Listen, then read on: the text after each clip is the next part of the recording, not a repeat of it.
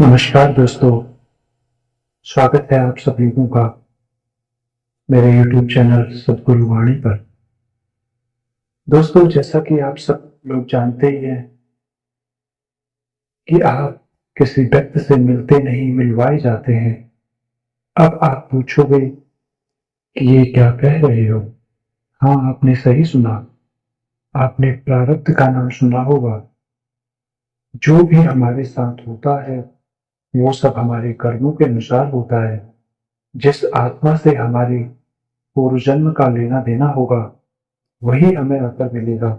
चाहे वह हमारे माँ बाप, भाई बहन, पति पत्नी, बच्चे, रिश्तेदार, दोस्त, पड़ोसी, सब कर्मों के हिसाब से मिलेगा। अब आप सोचो कि हमने अपने माँ बाप, भाई बहन को चुना था या अपने आप मिले थे? सब हमें अपने आप मिला। हमारे कर्म जैसे होंगे उसी के अनुसार हमें लोग मिलते जाएंगे। हमें पत्नी, बच्चे भी उसी कर्मों के हिसाब से मिलते हैं। कभी कभी लोग पूछते हैं कि पत्नी मिली पर कुछ समय बाद तलाक हो गया। अब यहाँ पर उस पत्नी का पिछले जन्म का हिसाब उतने समय तक ही था।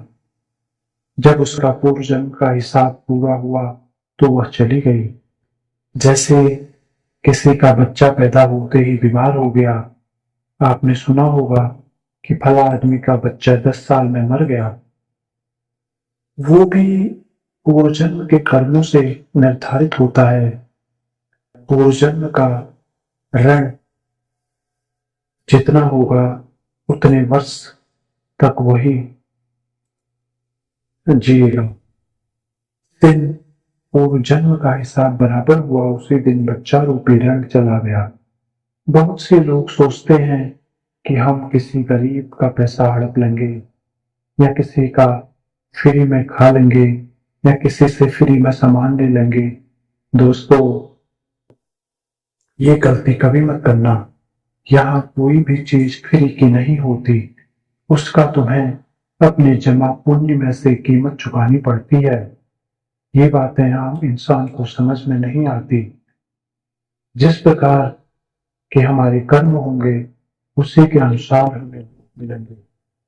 कभी कभी आपने नोटिस किया होगा कि ये आदमी या ये औरत मेरी लाइफ में कुछ टाइम पहले आ गई होती तो आज कितना अच्छा होता।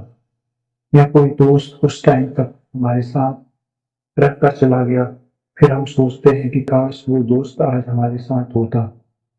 या कभी कोई गुरु या टीचर हमें मिलते हैं और हम सोचते हैं कि काश ये लोग मुझे पहले मिल जाते तो मेरे इतने साल बर्बाद नहीं होते।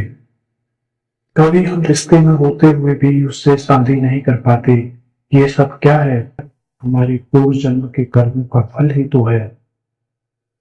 कभी कभी मुझसे लोग पूछते हैं कि गुरुजी, हमारी उम्र 40 साल हो गई, शादी के लिए कोई रिश्ता नहीं मिल रहा। कहीं कुंडली मिलती है तो किसी और बात पर नहीं बनती। ऐसे में क्या करना चाहिए? मैं उन सभी लोगों को एक ही बात बोलता हूं कि जब आपके नसीब में शादी होने लिखी होगी वो उसी समय पर होगी, और जिस लड़की के साथ लिखी होगी वहीं पर होगी। चाहे आप लाख कोशिश कर लो, होना वही है जो हमारे नसीब में लिखा गया होता है।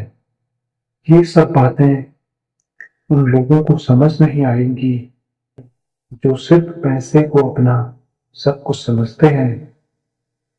अब कुछ लोग पूछते हैं कि गुरुजी, मैं अमुक जगह गया, वहां हादसा हो गया, मुझे वहां नहीं जाना चाहिए था।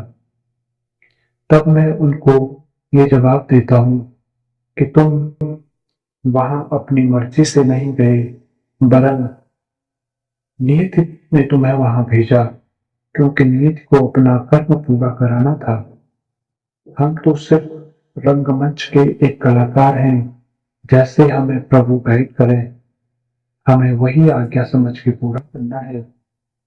यूनिवर्स हमसे कुछ और कराना चाह रहा है और हम चाहते हैं कुछ और। कुछ लोगों का सवाल होता है कि मुझे एक मल्टीनेशनल कंपनी में अच्छी जॉब मिली, लेकिन 6 महीने में ही ऐसा हुआ कि मुझे जॉब छोड़नी पड़ गई।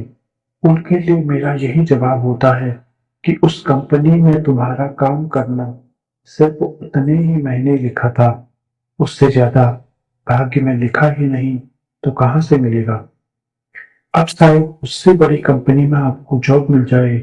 कुछ भी हो सकता है, जैसे हमारे कर्म होंगे वैसा हमें फल मिलेगा। कोई भी व्यक्ति आपसे मिल रहा हो वो तभी आपसे मिलेगा जब सही समय आएगा। यूनिवर्स आपको वैसे ही लोगों से मिलवाएगा। अगर आपने किसी व्यक्ति के पैसे देने हैं तो समय आने पर यूनिवर्स आपसे वो पैसे ब्याज सहित दिलवा देगा। या किसी को आपने गाली गलौज कर दिया या किसी को दो चार हाथ थप्पड़ जड़ दिए, आपने सोचा कि वो तो कमजोर है, ये क्या ही कर लेगा, लेकिन यूनिवर्स आपसे वो बदला किसी दूसरे आदमी से दिलवा देगा। आप सोच भी नहीं सकते कि ये क्या हो गया, मगर आपको फील हो जाएगा कि जैसे आपने एक कमजोर व्यक्ति को परेशान किया था, आज वही आपके साथ हो गया।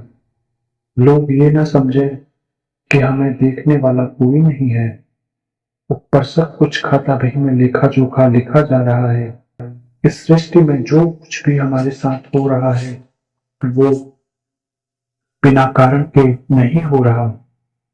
जो मनुष्य इस जन्म में गलत कर्म करेगा वो उसका फल अवश्य भोगेगा, चाहे अपने बुढ़ापे में भोगे या अगले जन्म में। हमारा हर एक कर्म प्री प्लान्ड होता है, वो भी हमारे पूर्व जन्म के संचित कर्मों के अनुसार। आपने एपीजे अब्दुल कलाम साहब की जीवनी तो पढ़ी होगी। वो बताते हैं कि वो एयरफोर्स में पायलट नहीं बन पाए और वो बहुत दुखी हुए थे। तब